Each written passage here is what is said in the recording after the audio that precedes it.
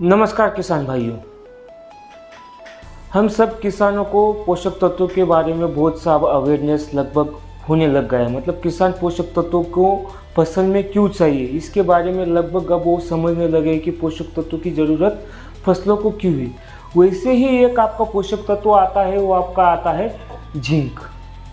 और जिंक की कमी क्यों बढ़ने लगी, आज इसी के बारे में हम आज जानकारी लेने वाले हैं। अगर जिंक की कमी बढ़ने लगी है तो ऑक्साइड फॉर्म वाला जिंक देना सही है या गलत है।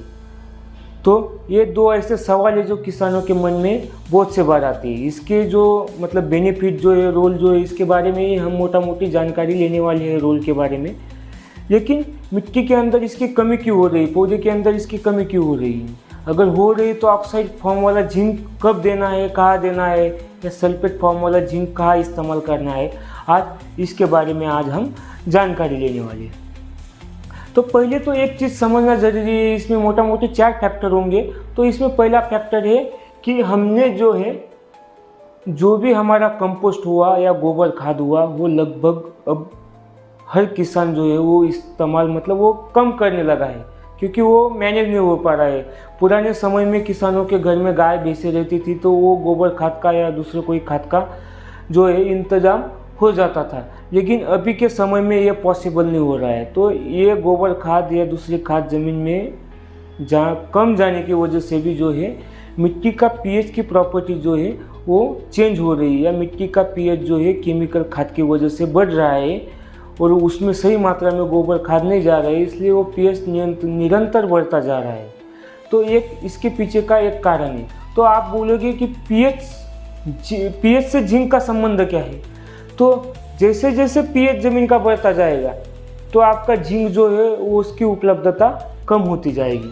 तो ये वो चीज़ है कि यहाँ जो जिंक है, जैसे पीएच बढ़ रहा है यहाँ से ये जिंक कम उपलब्ध हो रहा है, लेकिन ये जो पीएच है यहाँ तक जो है मतलब लगभग एसिडिक पीएच, ज़्यादा एसिड हुआ तो भी नहीं ये उपलब्ध होगा, लेकिन लगभग ये 4 तक के पीएच में जिंक की उपलब्धता अच्छी हो जाती है। तो पीएच बढ़ रहा है तो ये उपलब्ध नहीं हो रहा है। और हमको पता है कि हमारी ज़मीन का पीएच लगभग अब बहुत से जगहों पे 8 से ऊपर ही पीएच मिलेगा, उससे कम पीएच आपको नहीं मिलेगा। तो यह कारण है कि पीएच बढ़ने की वजह से भी जो है जिंक की उपलब्धता कम हो रही है। क्योंकि क्या होता है, अगर ये आपका पीएच बढ़ रहा है तो इसमें अगर ये जिंक है, जिंक हमेशा इस फॉर्म में उपलब्ध होता है, तो इसमें जो है हाइड्रोक्सिल आयन, मतलब ये पीएच बढ़ेगा तो ये हाइड्रोक्सिल आयन उसमें ऐड होता जाएगा और इसका फॉर्म जो है वो हमेशा एक कन्वर्ट होता जा रहा है। ये एक से लेके फिर इसका फॉर्म आपका इससे मतलब ये जैसे जैसे पीएच बढ़ेगा इसका फॉर्म कन्वर्ट होता जाएगा और ये पौधे में या मिट्टी में उसकी उपलब्धता कम होती जाएगी।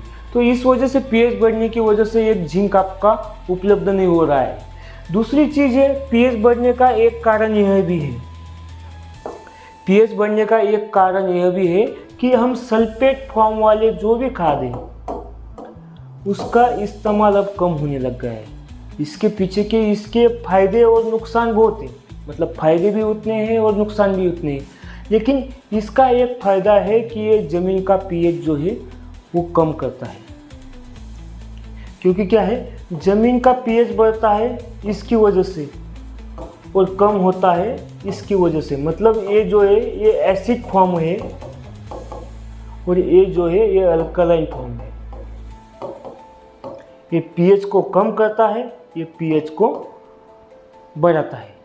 तो ये सल्फेट फॉर्म वाली जो भी खाद है, मतलब आपका मैग्नीशियम सल्फेट हुआ, जिंक सल्फेट हुआ, कॉपर सल्फेट हुआ या दूसरे खाद है, ये जो है ये इसमें एसिड तैयार करते हैं और एसिड तैयार होने की वजह से मिट्टी का पीएच कम होते जाता है।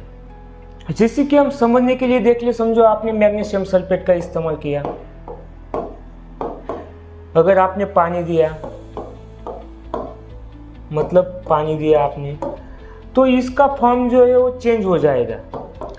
ये यहाँ पे एसिड बन जाएगा, सल्फ्यूरिक एसिड, फिर बाद में जो है मैग्नीशियम यहाँ पे उपलब्ध हो जाएगा या किसी ना किसी फॉर्म में कन्वर्ट हो जाएगा, मतलब यहाँ मैग्नीशियम की पूर्ति हो जाएगी।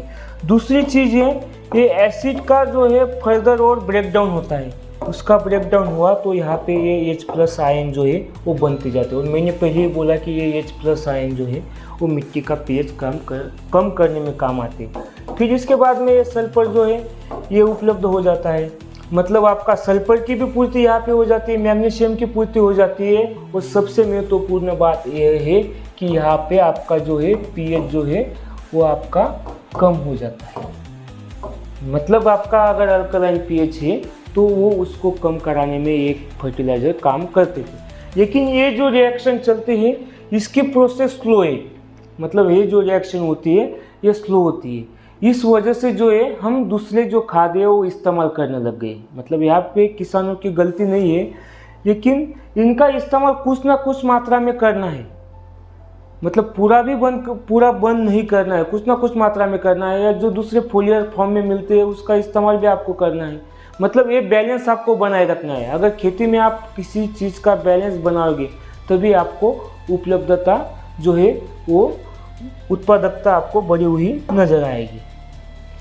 तीसरी चीज़ है आपका फफूंदनाशक।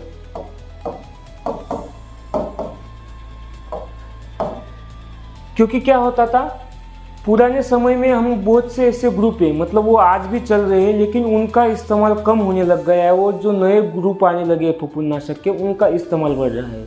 और जो पुराने फफूंदनाशक आते थे उनमें माइक्रो न्यूट्रिएंट हुआ करते थे और उनमें जो पाया जाता था वो जिंक और मैंगनीज, ये 2 माइक्रो न्यूट्रिएंट सबसे ज़्यादा मात्रा में पाए जाते थे। और इस वजह से अगर आपने सुना होगा कि फफूंदनाशक का आप स्प्रे करो इससे पौधे में हरापन आएगा, तो ये हरापन आने के पीछे का कारण यही था कि उसमें जिंक और मैग्नीज थे, वो एंजाइमेटिक एक्टिविटी बढ़ाते थे। इस वजह से पौधे में हरापन आता था। तो पुराने समय में अगर आप बोलोगे तो कौन कौन से वो ग्रुप थे, एक था आपका झाइनेप, इसके नाम का प्रोडक्ट आता था आपका Z78, एक आता था आपका माइनेप, M45 करके आता था, प्रोपिनेब आता है एंट्राकॉल करके,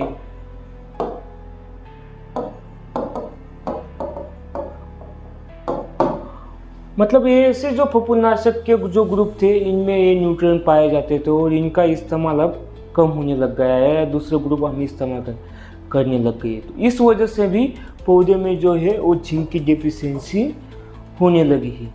तो यह एक मुख्य कारण हो सकते हैं कि इसकी वजह से पौधे में जिंक की कमी नज़र आने लगी है। एक तो आपका अवेयरनेस हो गया, आप उस चीज़ को समझने लग गए हो, या ये जो पुराने समय में हम जो भी चीज़ें करते थे वो जैसे जैसे समय आगे गया वो चीज़ें पीछे रहती चली गई। तो इस वजह से जो है वो जिंक की कमी बढ़ने लगी। तो आप बोलोगे कि जिंक का महत्व क्या है, तो जिंक का महत्व एक ही है कि ये लगभग आपका जो एंजाइम है ये एंजाइम बनाने का काम करता है। वो लगभग मतलब जो वैज्ञानिकों ने खोज की है पौधे में लगभग 300 से ज़्यादा ऐसे एंजाइम है जिनको बनाने का काम जिंक करता है। उसमें अगर देखा जाए तो जो ROS बनता है, मतलब जहर जैसा जो पदार्थ बनता है वो मौसम में बदलाव की वजह से, ज़्यादा तापमान की वजह से, पानी की कमी की वजह से ये जो ROS बनता है इसको पचाने वाला जो एंजाइम है सुपर ऑक्साइड डिसम्यूटेज, ये इसको बनाने का काम जिंक करता है। एक दूसरा एंजाइम बनता है इसमें अल्कोहल डिहाइड्रोजिनेज, मतलब अगर आपका पानी ज़्यादा हो गया है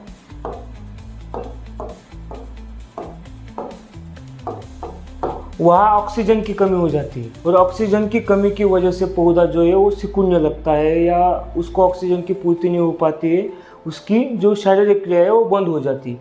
तो उसको न्यूट्रलाइज करने के लिए अल्कोहल डिहाइड्रोजिनेज बनता है, ये इसको बनाने का काम करता है। तो ऐसे एंजाइम है कि जो एंजाइम को बनाने का काम जो करता है वो जिंक करता है। मतलब बहुत से ऐसे दूसरे एंजाइम भी है जिनको बनाने का काम जिंक करता है। तीसरी चीज़ इसमें ऐसी है कि जो पौधे के अंदर पाया जाने वाला ग्रोथ हार्मोन है वो है आपका ऑक्जिन, और ये ऑक्जिन बनता है ट्रिप्टोफैन की वजह से, और ये ट्रिप्टोफैन को बनाने का काम करता है जिंक। तो इसलिए पौधे के अंदर अगर ऊपरी चाल पौधा चल रहा है तो उसके अंदर आपका जिंक जो है वो ऑक्सीजन बनाएगा और ऑक्सीजन की वजह से पौधे की जो है ऊपरी चाल जो है चलती रहती है। तो इस वजह से भी आप अगर जिंक की कमी हो रही है तो भी आपकी ग्रोथ रुक सकती है। तो एक यह मुख्य कारण है कि जिसकी वजह से पौधे में जिंक की ज़रूरत है। तो आप बोलोगे कि जिंक की कमी कहाँ दिखती है, तो आपको पता है जिंक की कमी पौधे के पुराने और नए पत्ते दोनों पत्ते में जिंक की कमी दिखती है। और जिंक की कमी की वजह से पौधे में जो है अगर आपका पत्ता है ये पत्ते के ऊपर ऐसी पीले कलर के पैचेस पड़ने लगते हैं। ये पत्ते की वेन ऐसी है तो यहाँ पे ऐसे पैचेस दिखने को मिल रहे हैं केले के अंदर। ये अब ये फोटो आपको क्लियर नहीं नज़र आ रही, तो इसमें ऐसे पैचेस पड़ते हैं और पैचेस बाद में फिर यहाँ पे आपके डेड स्पॉट कन्वर्ट होने जाते हैं। ये भाग पूरा ऐसा मतलब पूरा काला हो जाएगा। तो ऐसे स्पॉट फिर ये आगे बढ़ते जाते हैं और पत्ता जो है फिर येलो से लेके ब्राउन होता है, फिर पत्ते में जो है वो नेक्रोसिस हो जाता है और इस वजह से पत्ता जो है वो खराब हो जाता है। तो ये आपका एक जिंक का डेफिशिएंसी सिम्टम पौधे के अंदर देखने को मिलते हैं।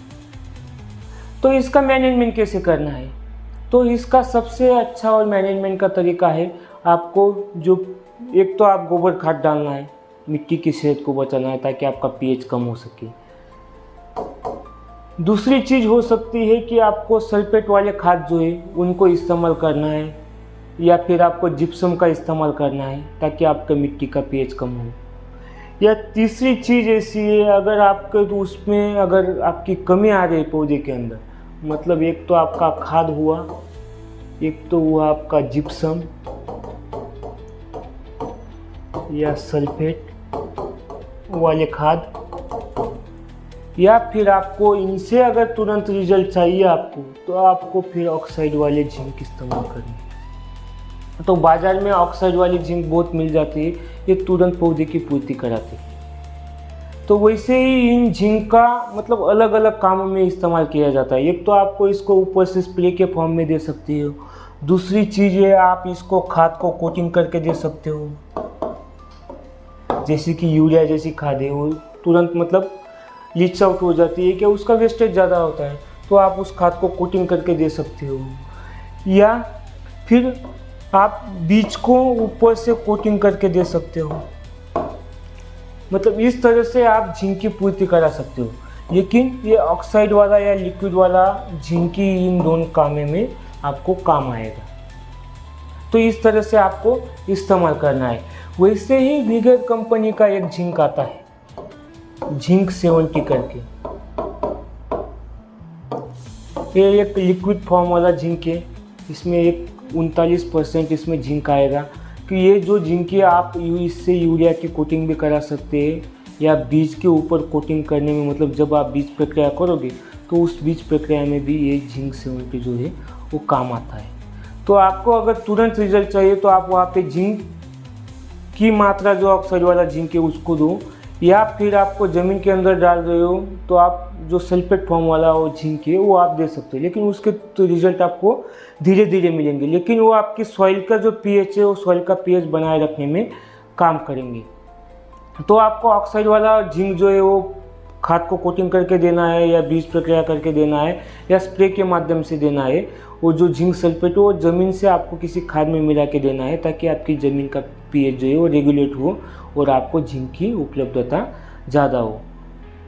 धन्यवाद।